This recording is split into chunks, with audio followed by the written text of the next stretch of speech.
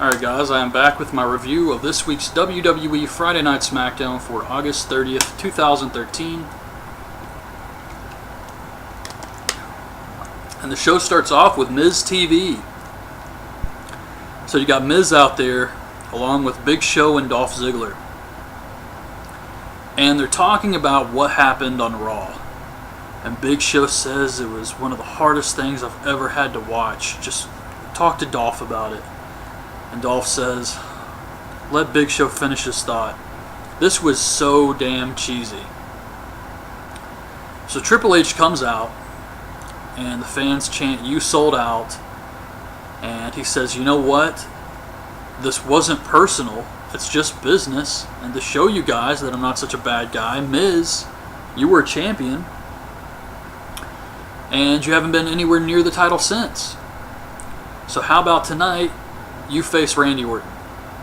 And he says, Dolph, you want revenge against the Shield. So how about tonight? It's you versus the Shield in a handicap match. This didn't make any sense. Dolph was put in a handicap match as a way to punish him. So how is it supposed to help him here? And then he gets to Big Show.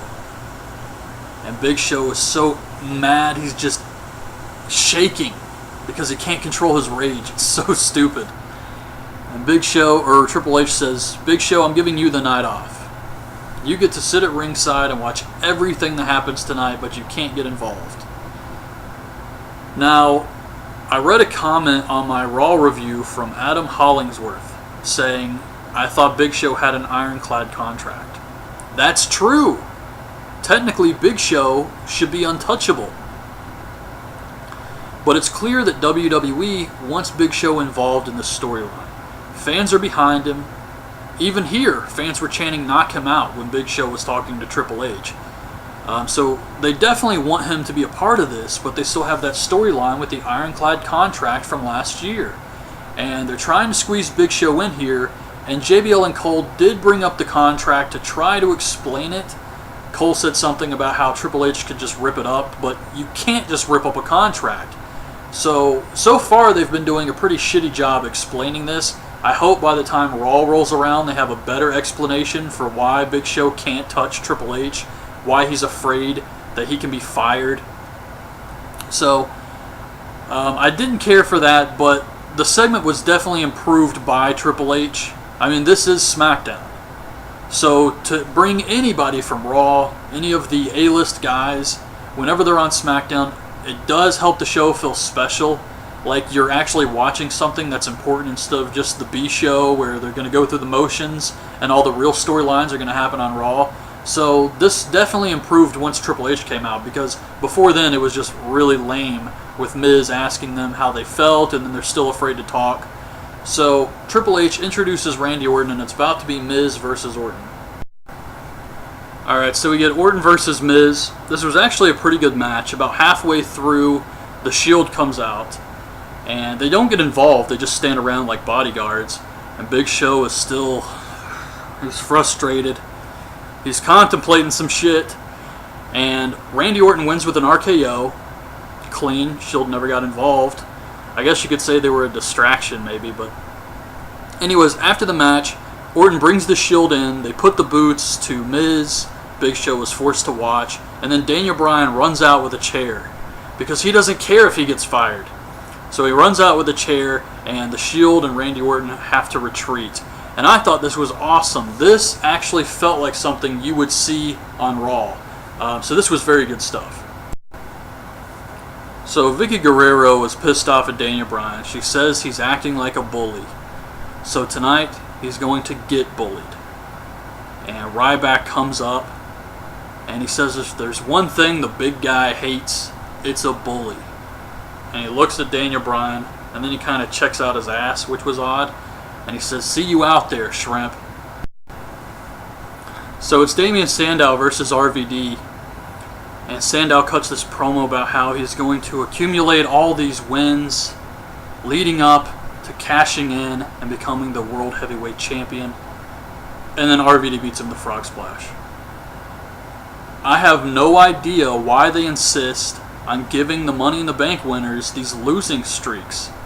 Daniel Bryan, Dolph Ziggler, Damien Sandow, and these are just the recent winners. This is just terrible booking.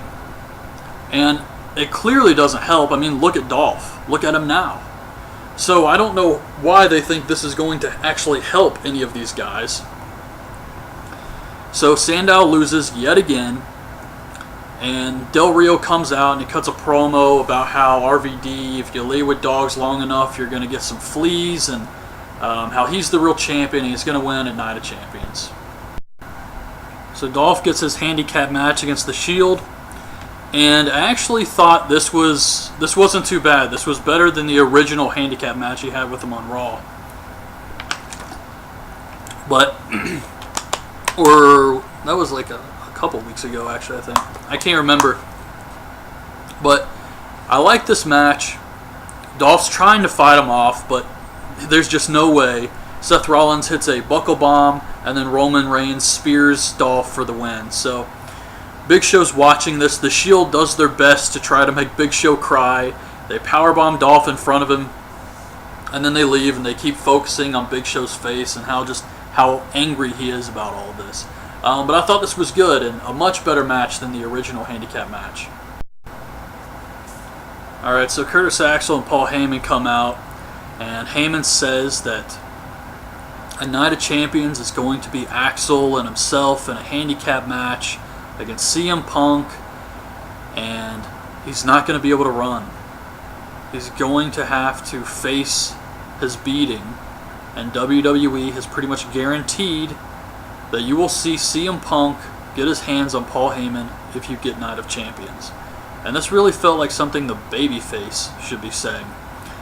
But then he goes on to say that all this stuff he's been doing to CM Punk, beating the crap out of him, all the terrible things, all of these things were done out of fatherly love. And if he can do all of that out of love, imagine what he can do to CM Punk out of fear. And this was okay. It was nice to see kind of a different side of Paul Heyman here. But Night of Champions really has one big storyline, and that's the Daniel Bryan feud. The CM Punk, Paul Heyman, Curtis Axel storyline, something's just not clicking with me. I really just don't care about that match. And I'm sure at Night of Champions it's going to be CM Punk versus Curtis Axel. They're going to do all the wrestling. Paul Heyman's going to come in at the end. How was that? Paul Heyman's going to come in at the end, and then they're going to do the whole storyline part of it. So you kind of know what you're going to get, and I'm just not really interested in that match. But I do have faith in this group to put something cool together. But as far as Night of Champions, Del Rio versus RVD, and Daniel Bryan versus Randy Orton. Those are the only matches I think have been announced so far. And I can't really think of anything else that's going to really add to the show. Maybe Cody Rhodes versus Damien Sandow again. And it feels like this whole thing with Dolph Ziggler, Big Show, and Daniel Bryan is building, and The Miz is possibly building to a Survivor Series match. So they'll probably continue that until Survivor Series. But yeah, just this Curtis Axel CM Punk thing just does not have me excited at all. Alright, so the Bray Wyatt family takes on Tons of Funk, and Eric Rowan beats Tensai with the big splash. It was short and sweet. Then we get Daniel Bryan versus Ryback. Big Show is still at ringside. Randy Orton comes out to watch the match, and Daniel Bryan gets Ryback in the no-lock. So Randy Orton runs into the ring, and Daniel Bryan gets him in the no-lock, which was awesome. And the Shield hits the ring, and they all start beating down Daniel Bryan. Big Show gets in the ring, and they're all like, holy shit. So Triple H comes out, and he tells Big Show to get his ass out of the ring. He walks him up the ramp and tells him to leave. And Big Show he's acting like he's about to cry again. And Triple H signals to the Shield to continue beating down Daniel Bryan. So they beat him up, they powerbomb him, and Randy Orton spray paints a no across his chest and stands over him holding the title. And that was the end of the show. And I really like this. I thought it definitely helped Orton get over as a heel here. And I know the spray paint thing is very NWO, but a lot of these new fans aren't even going to remember that or even know about that. So I thought it was fine. I thought it worked here. SmackDown was actually a good show this week. I like this one. I'm just wondering what they're going to do with Night of Champions, because there's really not a lot going on. They have one big storyline, and this storyline is great. Don't get me wrong. I like the storyline with Daniel Bryan, but that's really all they have. And you got Del Rio versus RVD. I don't really care about that. I don't think the match is going to be that great. Punk versus Curtis Axel. I don't even think they've mentioned the Intercontinental title, and that's the whole thing with Night of Champions, is every title is supposed to be defended. And I don't think they're going to defend the Intercontinental title here. You'll probably have AJ versus one of the girls from Total Divas. So they really got to build some stuff up for the show. They just have that one storyline right now, really. And you have this whole thing with Big Show, Dolph Ziggler, and Miz. And I feel like that's clearly to set something up at Survivor Series. But there's 3 pay-per-views before Survivor Series, and I don't know how long they plan on doing the storyline with the Corporation Part 2. I hope it goes for a while, and they don't just change directions once Cena comes back.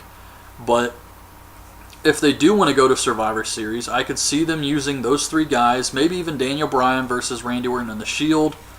But I kind of feel like Daniel Bryan will probably be in a singles match, Orton will be in a singles match, because I doubt they would do a Survivor Series match as the main event of the pay-per-view. And since they do have so much time, they could easily add another member to the corporation and put somebody else on the babyface team like Mark Henry or somebody like that. But at the end of the show, I was actually thinking about Big Show joining the corporation. At Night of Champions, it's going to be Daniel Bryan versus Randy Orton. Big Show could come out, say, you know what, screw this. I don't care if I get fired. I'm going to stand up for what's right. And then he knocks out Daniel Bryan and joins the corporation. And that's one way they could explain this ironclad contract. Big Show never really had anything to worry about. The reason he didn't attack anybody is because he was part of them. But you also have to explain the Shield powerbombing him, so it's a little complicated.